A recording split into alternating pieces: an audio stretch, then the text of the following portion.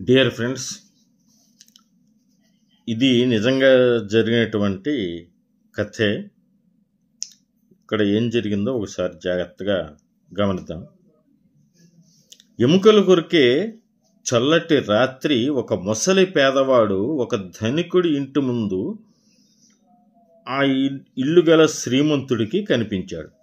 ఇంత చలిని కనీసం బట్టలు లేకుండా ఎలా భరిస్తున్నావు అని అడిగాడు ఆ ముసలివాణ్ణి ధనవంతుడు. ఈ చలిని తట్టుకోవడానికి నా శరీరం అలవాటు పడిపోయింది, పర్వాలేదు అన్నాడా ముసలివాడు. ఆగు, ఇక్కడే ఉండు, నేను నీకు వెచ్చటి దుస్తులు దుప్పటి తెచ్చిస్తాను అంటూ శ్రీమంతుడు ఇంట్లోకి వెళ్ళాడు. ముసలివాడు ఆనందంగా మీ దయ అన్నాడు. లోపలికి పోయిన పెద్ద మనిషి పని ఒత్తిడిలో పడి బయట ముసలివాడి గురించి పూర్తిగా మర్చిపోయాడు. ఉదయం ఆ శ్రీమంతుడికి తనొక ముసలి పేదవాడికి బట్టలిస్తానని చెప్పిన విషయం పొద్దుటే గుర్తుకు వచ్చి గేటు దగ్గరికి పరిగెత్తుకుంటూ వచ్చాడు. కానీ దురదృష్టవశాత్తు ఆ వృద్ధుడు చలికి గడ్డగట్టి చచ్చిపోయాడు. అతని పక్కనే ఒక చీటీ ఉంది.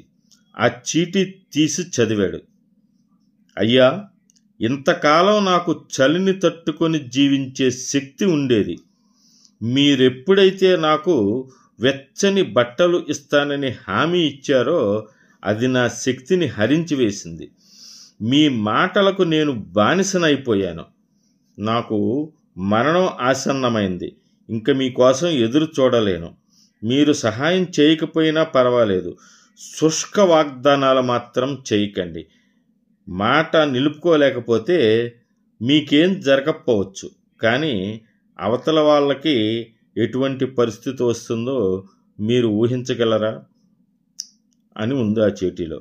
అది చూసి ఆ శ్రీమంతుడు మ్రాన్పడిపోయాడు. ఈ వీడియో లైక్ చేసి నా ఛానల్ సబ్స్క్రైబ్ చేసుకోవాల్సిందిగా కోరుతున్నాను. ఈ కథకు మీ ఇష్టం వచ్చినటువంటి నీతిని మీరు ఆపాదించుకోవచ్చు.